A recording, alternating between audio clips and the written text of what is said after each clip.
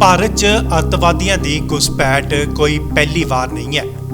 ਉਧਰ ਪਠਾਨਕੋਟ 'ਚ ਪੁਲਿਸ ਨੇ ਅੱਤਵਾਦੀ ਸੰਗਠਨ ਲਸ਼ਕਰ-ਏ-ਤੋਬਾ ਦੀ ਇੱਕ ਵੱਡੀ ਸਾਜ਼ਿਸ਼ ਨੂੰ ਨਾਕਾਮ ਕਰਦੇ ਹੋਏ 2 ਅੱਤਵਾਦੀਆਂ ਨੂੰ ਗ੍ਰਿਫਤਾਰ ਕੀਤਾ ਹੈ। ਬੜੇ ਹੀ ਗੁਪਤ ਢੰਗ ਦੇ ਨਾਲ ਇਸ ਆਪਰੇਸ਼ਨ ਨੂੰ ਅੰਜਾਮ ਡੀਐਸਪੀ ਸੁਲਖਨ ਸਿੰਘ ਨੇ ਦਿੱਤਾ, ਜਿਸ ਵਿੱਚ ਇੱਕ AK-47, 10 हैंड ग्रेनेड, कैश ते एक ट्रक पुलिस ने कब्जे च लिया है। जानकारी मुताबक श्रीनगर दे शोपिया निवासी 26 साल दा आमिर हुसैन ते 27 साला वसीम हासिल अमृतसर तो लोड करके भारी असला कश्मीर ले जा रहे सी।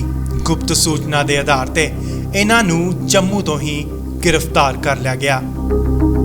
पठानकोट तो लवप्रीत दी रिपोर्ट, इंडोस टीवी, आस्ट्रेलिया।